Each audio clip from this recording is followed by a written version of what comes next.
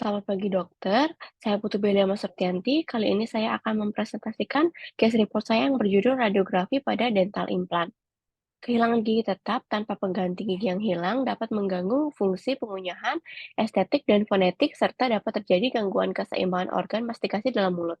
Penggantian gigi yang hilang merupakan dapat mengaplikasikan gigi tiruan lepasan baik sebagian maupun lengkap, gigi tiruan cekat, crown, ataupun bridge, dan implan gigi.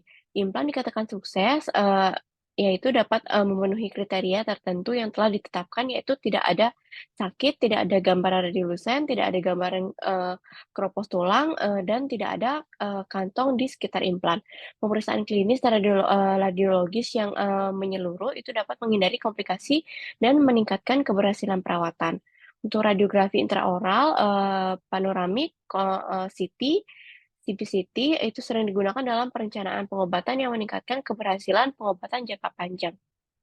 Untuk tinjauan pustaka itu, implan gigi merupakan sebuah alat yang ditanam pada tulang rahang ataupun di atas tulang rahang untuk memberikan dukungan, dapat digunakan untuk menggantikan satu gigi, beberapa gigi, ataupun semua gigi. Syarat dilakukan tanam implan itu adanya volume tulang. Mengetahui ketebalan dan tinggi tulang alveolar secara tepat itu, dengan menggunakan CT, dan tinggi tulang yang tepat untuk penanaman implan itu, 12 mili anterior, dan minimum 7 mili, pada posterior. Diperlukan jarak minimal 2 mili antara struktur anatomis dan implan. Untuk indikasinya, koordinasi otot kurang, sehingga stabilitas gigi tiruan lepas sulit tercapai. Pasien yang sulit memakai gigi tiruan sebagian lepasan, pasien yang menolak gigi aslinya diasah, kesehatan umum dan kesehatan rongga mulut pasien baik, kuantitas dan kualitas tulang yang tersedia cukup. Untuk kriteria keberhasilan itu implan terpasang tidak dapat bergerak ketika diuji secara klinis, radiografi tidak menunjukkan bukti radiolusen peri-implan, kehilangan tulang vertikal kurang dari 0,2 mili tiap tahunnya, eee, tidak adanya tanda dan gejala seperti nyeri, infeksi, neuropati, parestesia, serta tingkat keberhasilan 85% pada akhir periode 10 tahun menjadi kriteria minimal keberhasilan.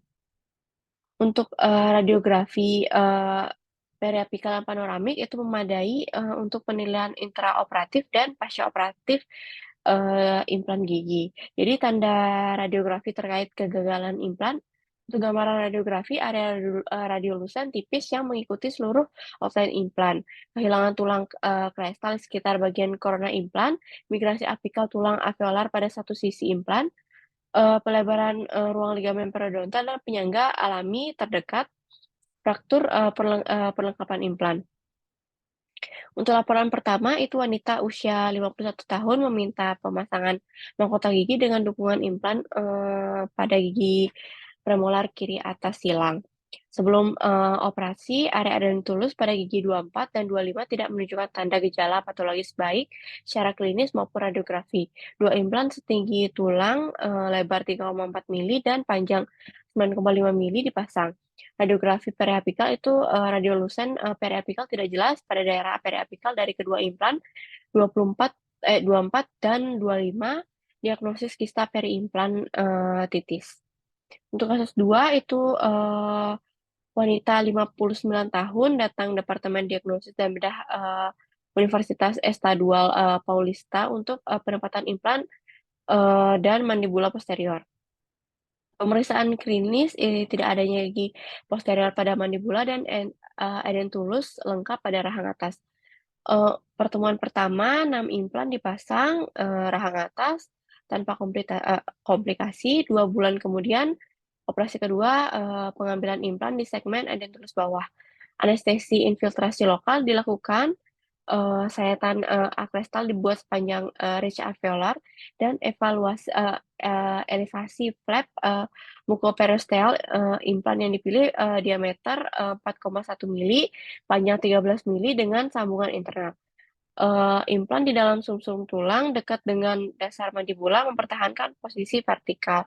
Perawatan itu dilakukan osteotomi bukal. Kasus 3 itu laki-laki 47 tahun, menjalani operasi, mulut di klinik gigi swasta untuk pemasangan implan gigi di regional posterior, mandibula. Setelah 20 hari, pada pemeriksaan radiografi itu perpindahan implan ke dalam ruang submandibular dan fraktur tulang kortikal lingual mandibula yang berdekatan dengan regio gigi 36. Pemeriksaan fisik itu ada pembengkakan submental, submandibular, sublingual, nyeri palpasi, lokasi bilateral, trismus, pembukaan mulut kurang lebih dari 20 mili, disfonia, nyeri palpasi servikal, dan drainase purulen intraoral mengenai dasar mulut. Tes, lab itu konfirmasi infeksi dan diagnosis fluid, angina, perawatan pengangkatan implan. Untuk interpretasi kasus 1 itu, untuk, implan gigi 24, untuk mahkota tidak ada, untuk akar gambaran radiopak berbentuk silinder berukuran kurang lebih 6 kali 5 mili menyerupai implan gigi. Untuk gigi 25 itu gambaran radiopak berbentuk silinder berukuran kurang lebih 6,5 mili menyerupai implan gigi. Untuk membran lamina dura tidak ada, alveolar crest dalam batas normal, periapikal, gigi 24, implan gigi 24 itu gambaran radiolusen berbatas tidak jelas berbentuk irregular dengan, ukuran kurang lebih 6 kali 4 mili di, setengah apikal implan.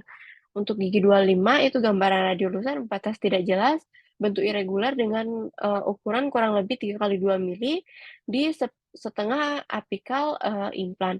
Untuk kesan, 24 itu terdapat kelainan pada periapikal, 25 terdapat kelainan pada periapikal. Radiodiagnosis 24 akses periapikal implan gigi 24, 25 akses periapikal, implan gigi 25.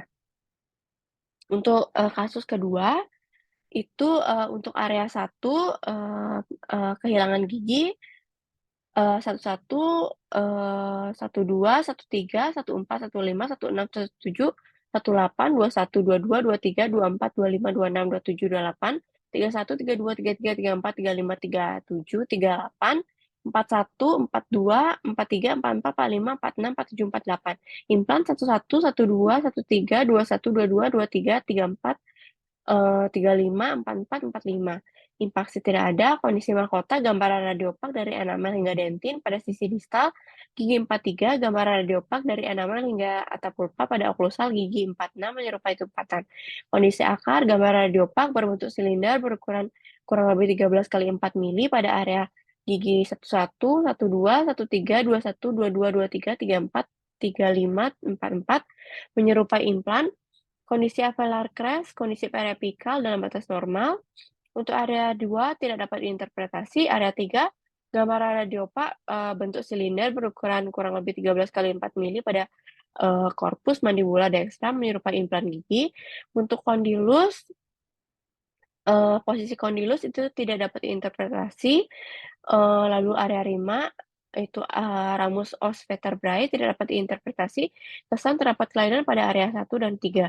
Untuk radiodiagnosis implan gigi 11, 12, 13, 21, 22, 23, 34, 35, 44.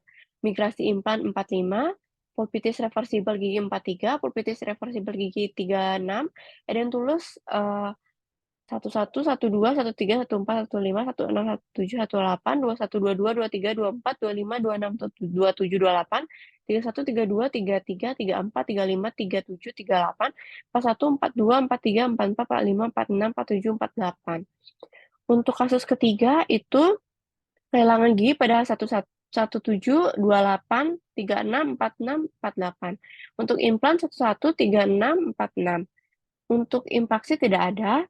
Untuk kondisi mahkota itu gambaran radiopak dari enamel hingga dentin pada oklusal gigi 37, 45, 47, gambaran radiopak dari enamel hingga pulpa pada gigi 16, 18, 26, 27, 35 menyerupai tumpatan, gambaran radiopak pada insisal gigi 11,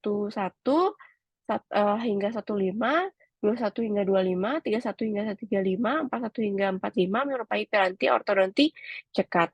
Untuk gambaran radiopak dari pulpa hingga kurang lebih, 1 mili di bawah apikal akar gigi 21, di bawah apikal gigi akar, sisi mesial dan distal pada gigi 26, 27, dan di atas apikal akar 35 menyerupai bahan pengisi saluran akar.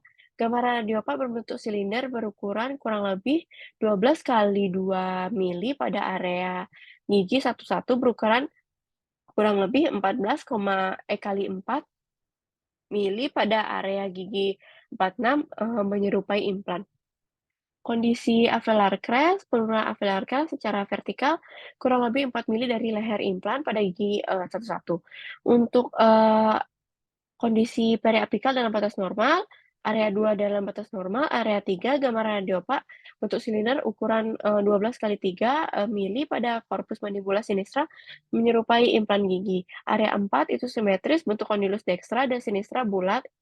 Lalu untuk posisi kondilus, kondilus dekstra dan sinistra berada pada fossa glenoidalis. Untuk area 5 dalam batas normal, os vertebrae tidak dapat diinterpretasi. Untuk kesan terdapat kelainan pada area 1 dan 3.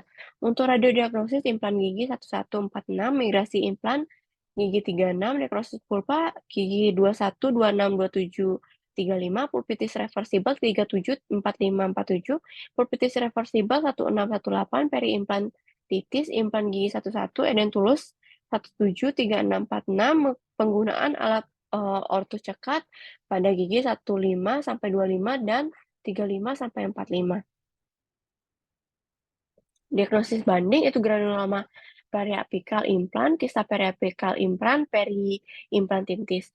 Jadi, pada granuloma periapikal implan ini di periapikal, bulatan atau oval membungkus ujung akar dan meluas ke daerah periapikal, ukuran dari beberapa mili hingga lebih besar. Untuk kista periapikal implan itu dibatasi garis tipis, terputus, dan daerah tulang sklerotik, radiolusen berbentuk bulat dan batas tegas. Dengan radiopak di sekitar gigi tetangga, radiolusen lebih dari 1 cm. Periimplantitis, penurunan tulang alveolar, gambaran radiolusen pada sekeliling badan implan.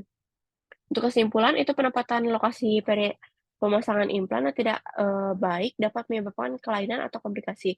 Analisis melalui gambaran radiografi sebelum pemasangan dan setelah itu sangat penting. Hal ini sangat membantu meminimalisir kesalahan atau komplikasi implan yang akan terjadi. Radiografi periapikal dan panoramik itu mampu memberikan analisis yang tepat sebelum pemasangan implan. Selain untuk mengevaluasi pemasangan, radiografi periapikal panoramik juga dapat digunakan untuk menilai keberhasilan atau kegagalan pasca pemasangan implan.